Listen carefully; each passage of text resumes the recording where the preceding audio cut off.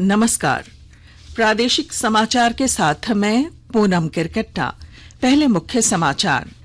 प्रधानमंत्री कल video conferencing के माध्यम से सिकंदराबाद को विशाखापत्तनम से जोड़ने वाली वंदे भारत एक्सप्रेस ट्रेन को हरी झंडी दिखाएंगे। राष्ट्र आज मना रहा 7वां सशस्त्र बल पूर्व सैनिक दिवस।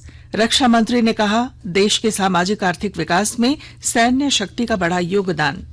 बिहार की कुख्यात और इनामी महिला नक्सली देवघर के जसीडीह से गिरफ्तार किराए के मकान से संचालित कर रही थी आपराधिक घटनाएं। और राज्य में हर्षोल्लास से मनाया जा रहा टुसू पर्व, मकर संक्रांति और सोहराय पर्व, प्रधानमंत्री और मुख्यमंत्री ने दी शुभकामनाएं। और अब समाचार विस्तार से। प्रधानमंत्री नरेंद्र मोदी कल सुबह 10:30 बजे वीडियो कॉन्फ्रेंसिंग के जरिए सिकंदराबाद को विशाखापत्तनम से जोड़ने वाली वंदे भारत एक्सप्रेस ट्रेन को हरी झंडी दिखाकर रवाना करेंगे। यह 8वीं वंदे भारत एक्सप्रेस है और लगभग 700 किलोमीटर की दूरी तय करके तेलंगाना और आंध्र प्रदेश को जोड़ने वाली पहली रेल होगी। प्रधानमंत्री नरेंद्र मोदी ने कहा है कि भारत G20 के अध्यक्ष के रूप में ग्लोबल साउथ यानी विकासशील देशों से जुड़े मुद्दों को उठाने का प्रयास करेगा। उन्होंने कहा कि भारत ग्लोबल साउथ उत्कृष्टता केंद्र की स्थापना करेगा। यह केंद्र विकासशील देशों के विकास समाधानों या सर्वोत्तम प्रथाओं पर शोध करेगा। प्रधानमंत्री ने कहा कि भारत अन्य विकासशील देशों के साथ विशेषज्ञता साझा करने के लिए ग्लोबल साउथ विज्ञान और प्रौद्योगिकी पहल शुरू करेगा। श्री मोदी ने एक नई आरोग्य मैत्री परियोजना की भी घोषणा की। राष्ट्र आज 7वां सशस्त्र बल पूर्व सैनिक दिवस मना रहा है। प्रमुख रक्षा अध्यक्ष लेफ्टिनेंट जनरल अनिल चौहान और तीनों सेनाओं के प्रमुखों ने नई दिल्ली स्थित राष्ट्रीय समर स्मारक पर पुष्पांजलि अर्पित की। रक्षा मंत्री राजनाथ सिंह ने कहा है कि आजादी के बाद देश के सामाजिक आर्थिक विकास में हमारे देश की सैन्य शक्ति का बड़ा हाथ है। उन्होंने कहा कि सुरक्षा के बिना देश का विकास संभव नहीं है। रक्षा मंत्री आज देहरादून छावनी के जसवंत मैदान में 7वें सशस्त्र बल पूर्व सैनिक दिवस समारोह को संबोधित कर रहे थे। हमारे समृद्धि नई नई टेक्नोलॉजी और मशीनों से हासिल हुई। हमारे देश की समृद्धि के पीछे साथियों इन सभी का हाथ तो है ही, पर उनके साथ ही एक और महत्वपूर्ण कंपोनेंट है जो इनडायरेक्ट है और लोगों का ध्यान उस पर कम ही जाता है। वह इनडायरेक्ट कंपोनेंट है हमारे देश की चाक चौबंद राष्ट्रीय सुरक्षा, जिसके चलते हम अपने कृषि क्षेत्र को दुनिया के उन्नत क्षेत्रों में से एक बना सके। और हमारी राष्ट्रीय सुरक्षा यानी हमारे जवान और हमारे यह वेटरन्स हैं। और मैं कह सकता हूं हमारे देश का भी आजादी हासिल होने के बाद जो सोशियो इकोनॉमिक डेवलपमेंट हुआ है, जो सामाजिक आर्थिक विकास हुआ है, उसमें मेजर कंट्रीब्यूशन मैं मानता हूं तो अपने तीनों सर्विसेज के जवानों का और अपने वेटरन्स का एक मेजर कंट्रीब्यूशन मानता हूं। क्योंकि यदि हमारे देश की सीमाएं सुरक्षित न होती, हमारा देश अपने को सुरक्षित न महसूस करता, चाहे हम जितना भी इन्वेस्टमेंट कर ले, इंटरनल इन्वेस्टमेंट, फॉरेन इन्वेस्टमेंट, किसी भी सूरत में हम देश का विकास नहीं कर सकते। राष्ट्रीय स्टार्टअप पुरस्कार 2022 की घोषणा सोमवार को की जाएगी। वाणिज्य और उद्योग मंत्री पीयूष गोयल पुरस्कारों की घोषणा करेंगे। स्टार्टअप्स और एनेबलर्स को उत्कृष्ट प्रदर्शन के लिए पुरस्कार दिए जाते हैं। पहाड़ी और पूर्वोत्तर क्षेत्र के स्टार्टअप्स को मान्यता देने के लिए एक विशेष पुरस्कार श्रेणी शुरू की गई है। सड़क परिवहन और राजमार्ग मंत्री नितिन गडकरी ने कहा है कि भारी ईंधन आयात बिल और वायु प्रदूषण जैसी दोहरी समस्याओं से निपटने के लिए भारत इलेक्ट्रिक वाहनों पर ध्यान केंद्रित कर रहा है। भारतीय सड़कों पर इस तरह के प्रतिष्ठित आयोजन से देश में इलेक्ट्रिक कारों को और लोकप्रिय बनाया जाएगा। जमशेदपुर में खास महल स्थित सदर अस्पताल में जल्द ही अत्याधुनिक सुविधाओं से युक्त इंटीग्रेटेड पब्लिक हेल्थ लैब खोला जाएगा, जहां एक ही लैब में 90 बीमारियों की जांच हो पाएगी। विस्तृत ब्यौरे के साथ हमारे संवाददाता। जमशेदपुर शहर के लिए अच्छी खबर है। अब वे एक ही लैब में 90 बीमारियों की जांच करा पाएंगे, जो 24 घंटे उपलब्ध होगी। खास महल स्थित सदर अस्पताल परिसर में अत्याधुनिक सुविधाओं से युक्त इंटीग्रेटेड पब्लिक हेल्थ लैब खुलने वाला है। कोल्हान का यह पहला लैब होगा जहां एक साथ इतनी ज्यादा जांच होगी।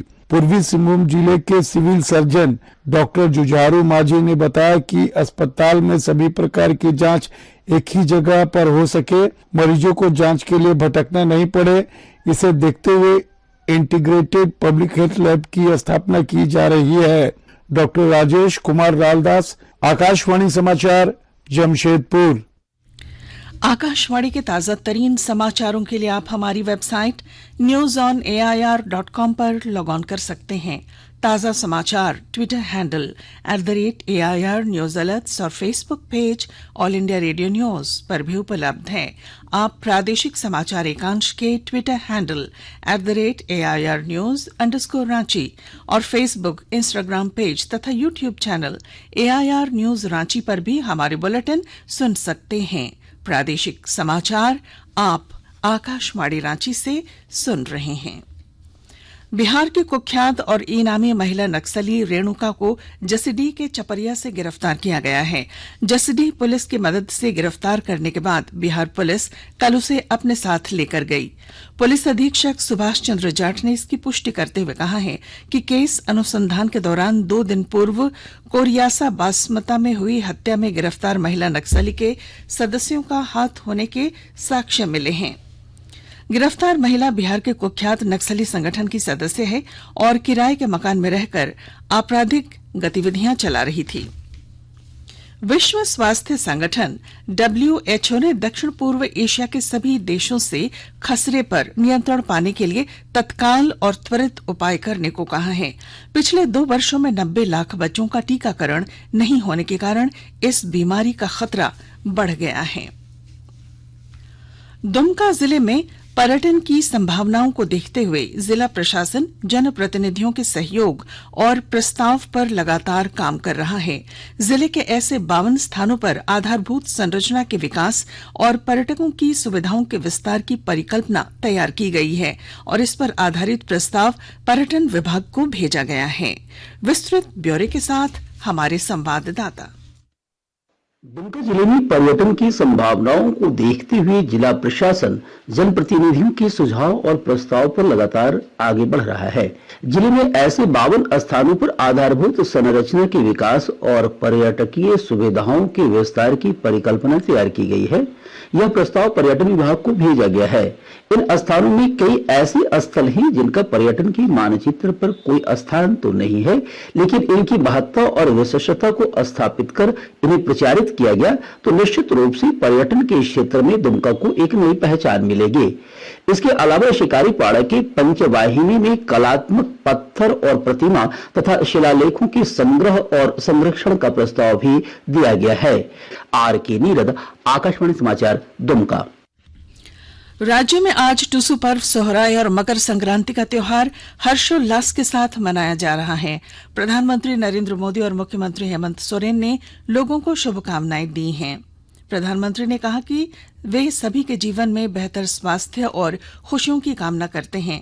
सूचना और प्रसारण मंत्री अनुराग सिंह ठाकुर ने भी इस अवसर पर लोगों को बधाई दी है। मुख्यमंत्री हेमंत सोरेन ने अपने संदेश में कहा कि यह पर्व लोगों को सुख, समृद्धि और स्वस्थ जीवन प्रदान करे।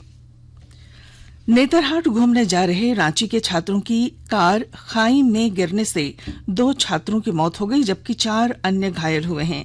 इधर सरायकेला खरसावां जिले में पिछले 72 घंटों के दौरान 4 बड़ी दुर्घटनाएं हुई हैं, जिसमें 8 लोगों की मौत हुई है। दुमका जिले में ठंड का असर कम होने के साथ ही संचित इलाके में गर्मा धान की रोपनी तेज हो गई है। सिंचाई विभाग के अधिकारियों ने किसानों के साथ बैठक कर गर्मा धान की खेती के लिए सिंचाई सुविधा उपलब्ध कराने का आश्वासन दिया है। और अब अंत में मुख्य समाचार। प्रधानमंत्री कल वीडियो कॉन्फ्रेंसिंग के जरिए सिकंदराबाद को विशाखापत्तनम से जोड़ने वाली वंदे भारत एक्सप्रेस ट्रेन को हरी झंडी दिखाएंगे। राष्ट्र आज मना रहा है 7वां सशस्त्र बल पूर्व सैनिक दिवस। रक्षा मंत्री ने कहा, देश के सामाजिक आर्थिक विकास में सैन्य शक्ति का बड़ा योगदान। बिहार की कुख्यात और इनामी महिला नक्सली देवघर के जसीडीह से गिरफ्तार। और राज्य में हर्षोल्लास के साथ मनाया जा रहा है टुसु पर्व, मकर संक्रांति और सोहराय पर्व। प्रधानमंत्री और मुख्यमंत्री ने दी शुभकामनाएं। और इसके साथ ही आकाशवाणी रांची से प्रादेशिक समाचार का ये बुलेटिन समाप्त हुआ। नमस्कार।